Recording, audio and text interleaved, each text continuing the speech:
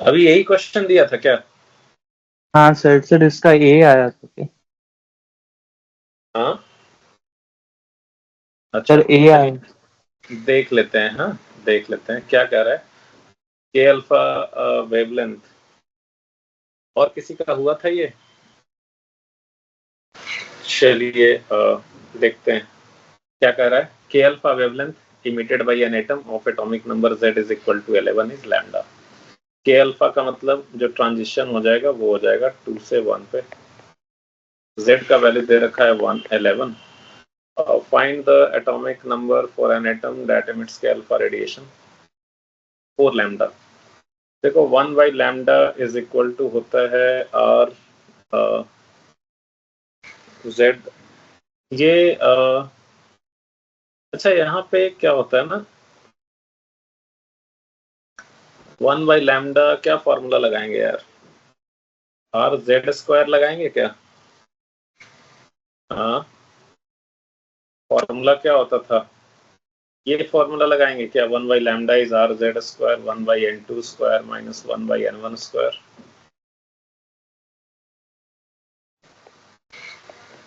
देखो ये जो फॉर्मूला होता है ना, ये वैलिड होता है only for one electron system. This is valid only for one electron system, only for one electron system.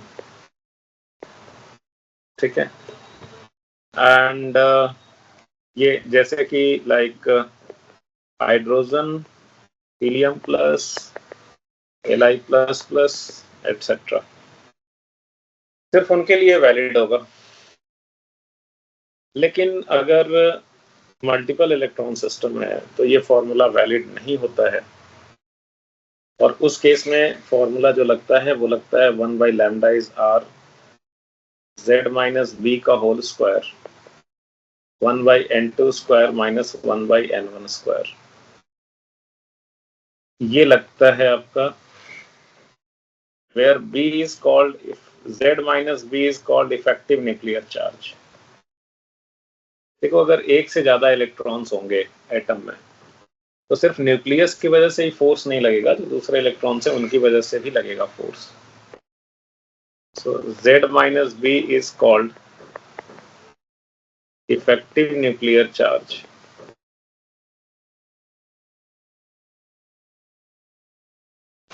और b जो है ना उसको स्क्रीनिंग कांस्टेंट भी बोलते हैं। b is also called as screening constant। ठीक है, this is also called as screening constant। तो ये अब बात ये है कि भाई बी का वैल्यू क्या होगा सर? बी का वैल्यू अलग अलग केस में अलग अलग होगा। आपको सिर्फ याद रखना है के अल्फा का। के अल्फा का सिर्फ आपको याद रखना होगा। के अल्फा के लिए बी का वैल्यू होता है 1। तो ये फॉर्मूला जो है वो बन जाएगा 1 by lambda is equal to R Z minus 1 का होल स्क्वायर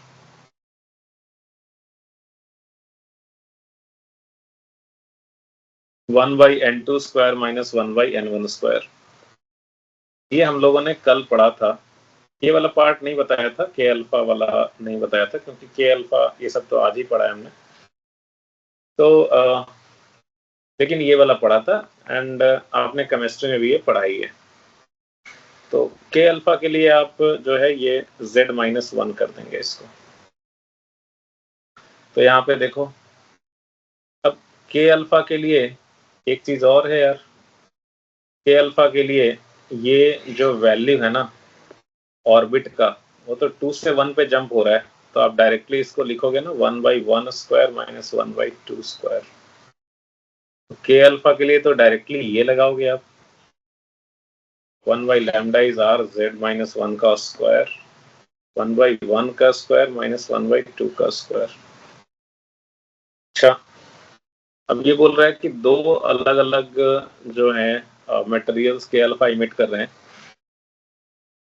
तो एक के लिए लैम्डा दे रखा है, दोनों के लिए लैम्डा दे रखा है, जेड का पूछ रहा है। एक का जेड दिया है, दूसरे का पूछ रहा है। यहां से आप क्या लिखोगे?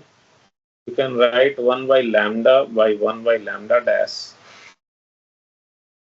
is equal to, constant terms cut जाएंगे तो ये हो जाएगा z माइनस 1 का square by z dash minus 1 का स्क्वायर.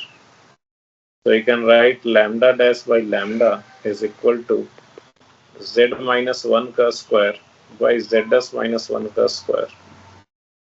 ये रिलेशन आएगा आपका.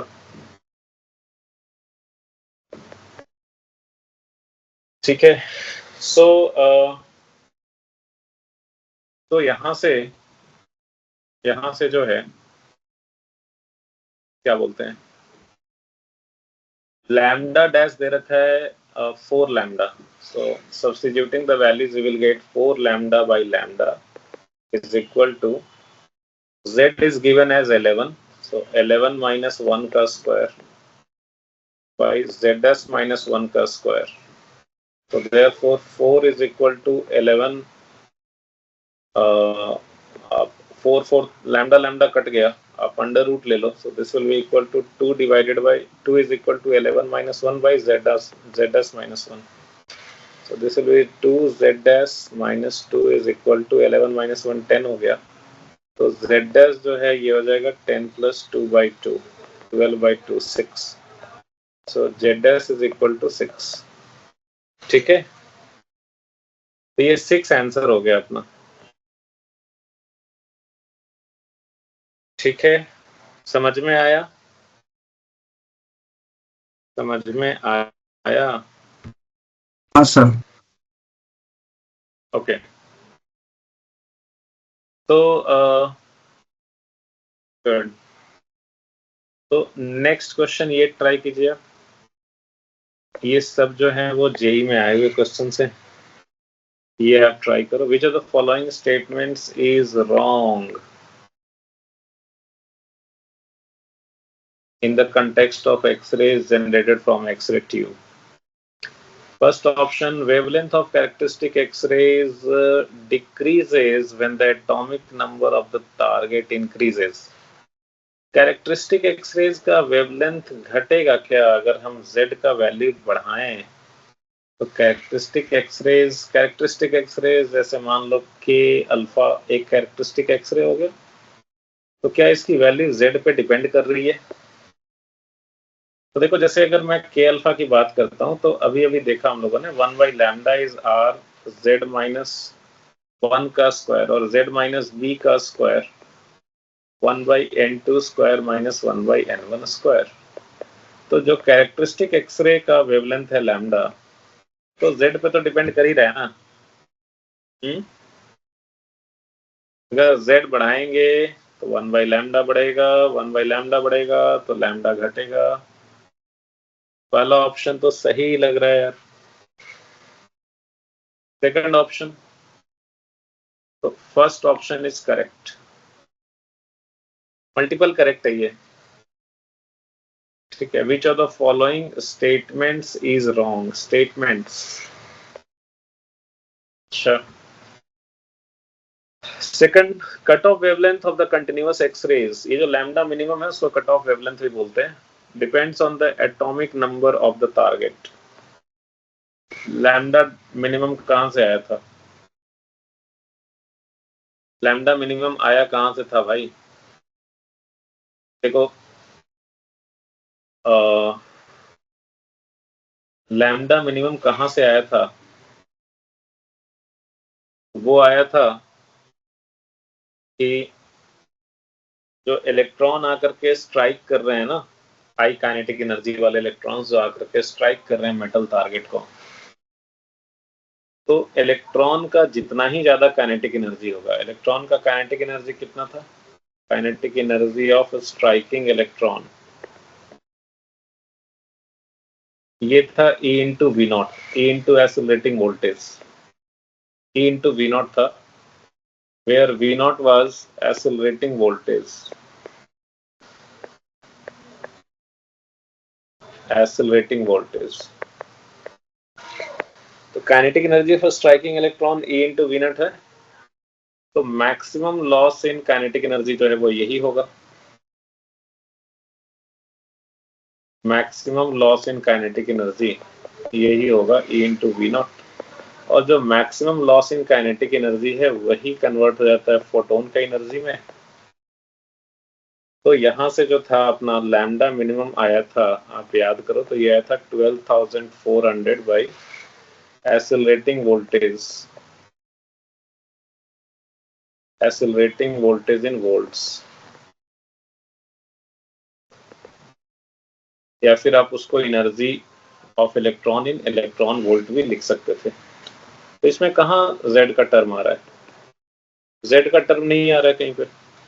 ये क्या कह रहा है, cut off wavelength lambda minimum जो है ये डिपेंड करता है Z पे, ऐसा बोल रहा है ये तो रॉन्ग स्टेटमेंट हो गया। थर्ड ऑप्शन देखिए, intensity of the characteristic X-rays depends on the electrical power given to the X-ray tube. Intensity of characteristic X-rays जो है ये एक second,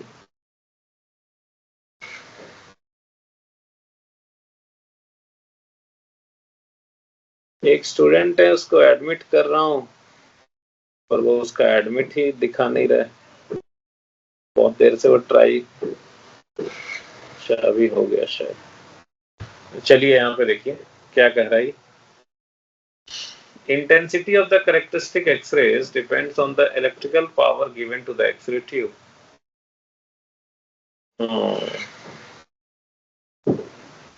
Sure. Electrical power given to the X-ray tube. अब ये electrical power given to the X-ray tube क्या है? What is electrical power given to the X-ray tube? What do we mean by this? ये आपका जो है वो transparent ये था, चैम्बर था, यहाँ से आपने इलेक्ट्रॉन गन लगाया था और इलेक्ट्रॉन गन में यहाँ पे लो वोल्टेज का बैटरी कनेक्ट किया था, इधर से एक्सेलरेटिंग वोल्टेज दिया था एंड इधर हैवी मेटल टारगेट यूज किया था आपने। ये एक्सेलरेटिंग वोल्टेज था, we are denoting it by V naught. Power होता है V इंटू आई, इसलिए power will be V naught into जो करंट फ्लो हो रहा है यहाँ पे। करंट फ्लो कितना होगा, जो इलेक्ट्रॉन्स यहाँ से फ्लो करेंगे, आई मीन जो इलेक्ट्रॉन्स यहाँ से बाहर निकलेंगे वही रिस्पॉन्सिबल होंगे करंट के लिए, तो वही इलेक्ट्रॉन्स रिस्पॉन्सिबल होंगे करंट के लिए। जो इलेक्ट्रॉन्स इधर फ्लो करेंगे they will be responsible for current in the circuit. ये जो बोला है power of the X-ray tube वो आपका हो गया accelerating voltage into current flowing, power is V naught into I. V naught कौन सा वाला वोल्टेज है, ये है एक्सेलरेटिंग वोल्टेज जो किलो वोल्ट में होता था वो वाला एक्सेलरेटिंग वोल्टेज। अच्छा तो अच्छा अभी पावर का मतलब समझ में आया। अब आप देखो क्या कह रहा है, intensity of the X-ray, intensity of the characteristic X-rays. अच्छा कैरेक्टरिस्टिक एक्सरे की बात कर रहा है वो, कैरेक्टरिस्टिक एक्सरे का intensity depends on the electrical power given to the X-ray tube. अच्छा अब अगर हम ज्यादा पावर दें एक्सरे ट्यूब को, ज्यादा पावर कैसे देंगे, या तो एक्सेलरेटिंग वोल्टेज को बढ़ा दें, एक्सेलरेटिंग वोल्टेज को बढ़ा दें या फिर करंट को बढ़ा दें।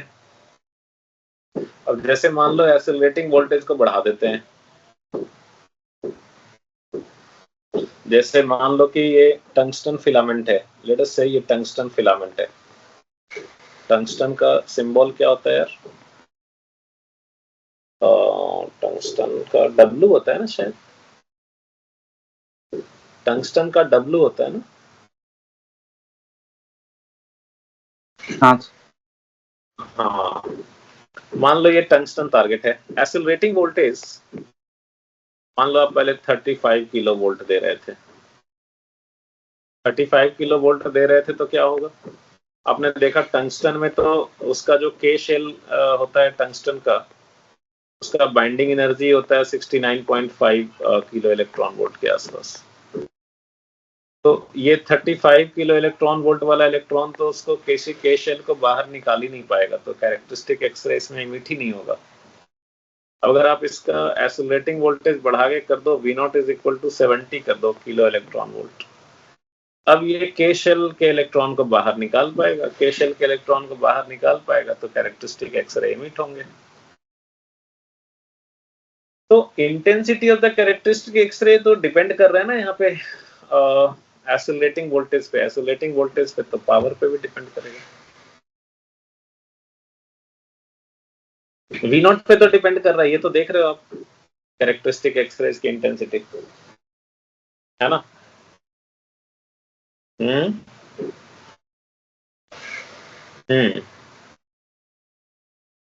तो ज्यादा एसिलरेटिंग वोल्टेज अगर आप दोगे, इलेक्ट्रॉन को ज्यादा काइनेटिक एनर्जी दोगे, वो के शेल को इजीली निकाल पाएगा एंड देन फिर series of characteristic X-rays produce होना स्टार्ट होंगे।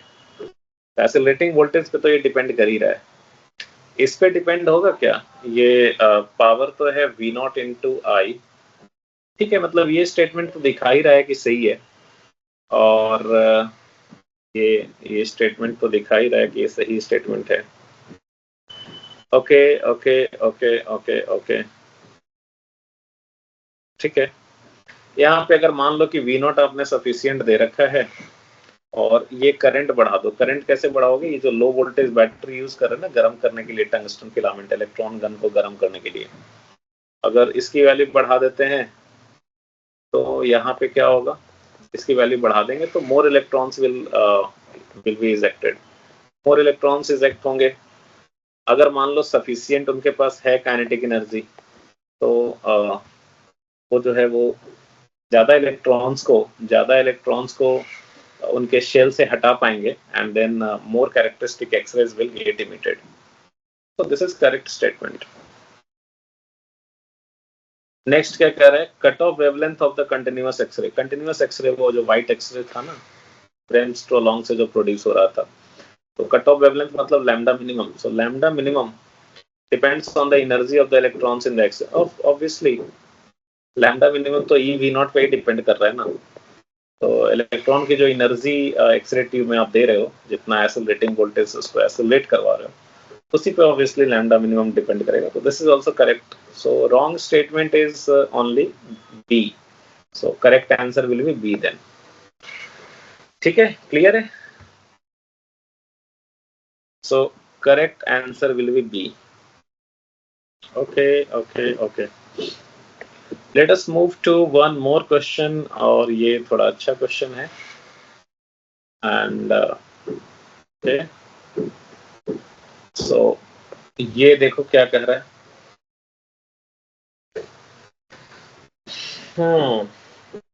कल भी मैंने बताया था, आज भी बता रहा हूँ, आप मॉडर्न फिजिक्स प्रैक्टिस करने का सबसे अच्छा सोर्स है आपका एडवांस का जो PYQ है, वो ट्राई करो आप, आपको अच्छे अच्छे क्वेश्चंस मिलेंगे। सबसे अच्छा सोर्स वही है करने का। थ्योरी ज्यादा है नहीं, जो चीजें हैं वो पढ़ाई दी गई हैं, आप वीडियो देखो उसके बाद ये क्वेश्चंस ट्राई करो directly.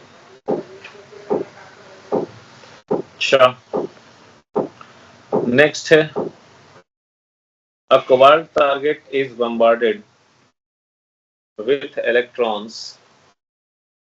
and the wavelength of its characteristic spectrum are measured।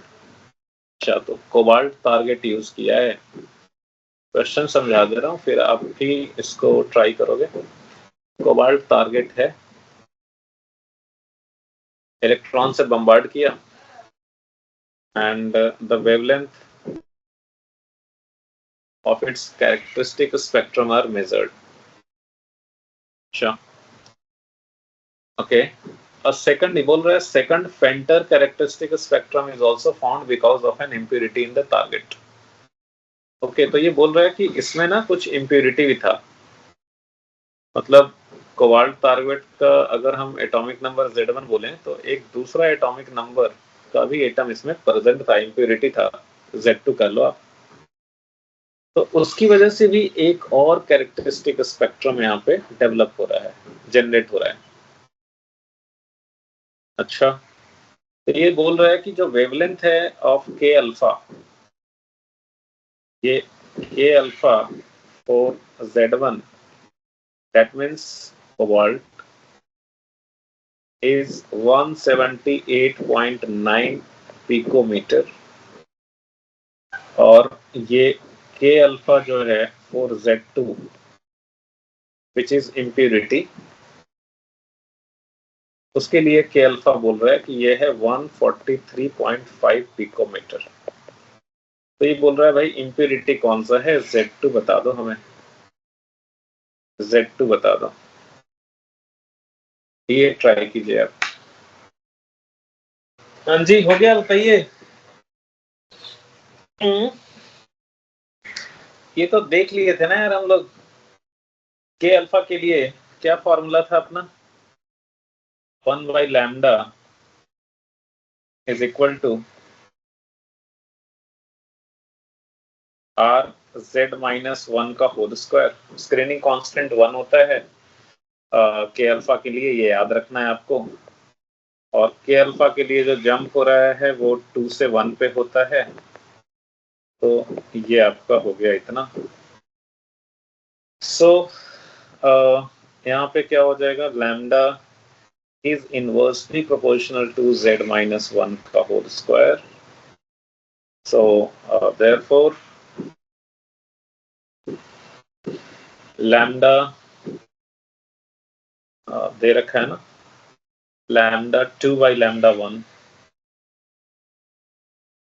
is equal to Z1 -1 का स्क्वायर by Z2 -1 का स्क्वायर। लैम्डा 2 और लैम्डा 1 कितना दिया है, 143.5 एंड 178.9। तो this is equal to Z1 कितना दे रखा है, कोबाल्ट का कितना होता है यार, iron cobalt nickel, atomic number कितना आता है कोबाल्ट का, हाँ कोबाल्ट का एटॉमिक नंबर कितना होता है,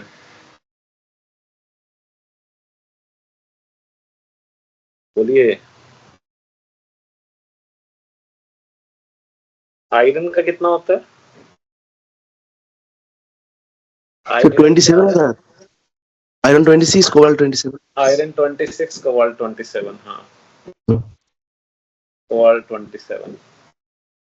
तो ये हो जाएगा 27 -1 का स्क्वायर बाय Z2 -1 का स्क्वायर। अच्छा, तो यहां से कितना आ गया, यहां से आ गया, ये देखो आपका ये हो जाएगा Z2 -1 का स्क्वायर बाय 26 का स्क्वायर, दिस 178.9 बाय 143.5, ये आपका आ जाता है, अब देखिए ना 1.24। अगर आप यहाँ पे अंडर रूट करोगे तो अंडर रूट ऑफ 1.24, ये देखो इसमें कैलकुलेशन बहुत है मॉडल में, और आपको एग्जाम में भी आएगा। आप ये मत सोचिए कि वहां पे हमें बहुत स्मूथ डाटा आएगा, ना ना ना ना, तो ये कैलकुलेशन आपको करना पड़ेगा। अब अंडर रूट 1.24 कैसे करोगे आप, इसको लिख लो 1 + 0.24 का पावर हाफ, इसको आप अप्रोक्सीमेट कर सकते हो, लाइक 0.24 नियरली लिख सकते हो आप इसको बाइनोमियल एक्सपेंशन यूज करके। हालांकि इसमें एरर तो होगा, बट फिर भी आप एक रफ कैलकुलेशन कर सकते हो। तो Z2 -1/26 कितना होगा, ये हो जाएगा 1.12। तो यहाँ से आपका जो है ये Z2 नियरली इक्वल टू 30 आएगा। अब यहाँ पे जो गलती हुई थी आपका, थोड़ा जो एरर था, तो अब चूंकि Z इंटीजर है तो आप एक क्लोज वैल्यू आपको मिल जाएगा। इसकी वैल्यू 29.6 आती है, तो 29.6 को नियरली आप 30 लिख दोगे और आंसर आपका आ जाएगा 30। ठीक है, तो बन जाएगा ना इस टाइप का क्वेश्चन। बोलिए, मॉडर्न फिजिक्स से क्वेश्चंस बहुत आसान होते हैं यार, मतलब थ्योरी एकदम लिमिटेड है। ठीक है, बस ये है। और जेई एडवांस में बहुत अच्छे अच्छे क्वेश्चंस आए हुए हैं, आप अगर उनका प्रैक्टिस कर लो तो आपका जो है वो पूरा स्ट्रांग हो जाएगा ये सेक्शन। और बड़ा इंपॉर्टेंट सेक्शन है, छोटा भी है, स्कोरिंग है। जेई एडवांस के सारे क्वेश्चंस कर लो, आपका काफी मजबूत हो जाएगा। अभी मेंस के लिए आप कर रहे हो तो मे बी कि आप कोई जो है वो छोटा मोटा चीज बना लो, बट एडवांस के लिए तो आपको वो पीवाईक्यू करना होगा। बाद में भी कर सकते हो आप, अभी जेई मेंस पे फोकस अगर कर रहे हो, आप पहले कुछ और बना लो, कोई बुक बना लो, जो बुक आप बनाते हो वो बना लो। ठीक है, कुछ नहीं मिले तो हमें बताना, हमसे ले लेना, वहां से बना लेना।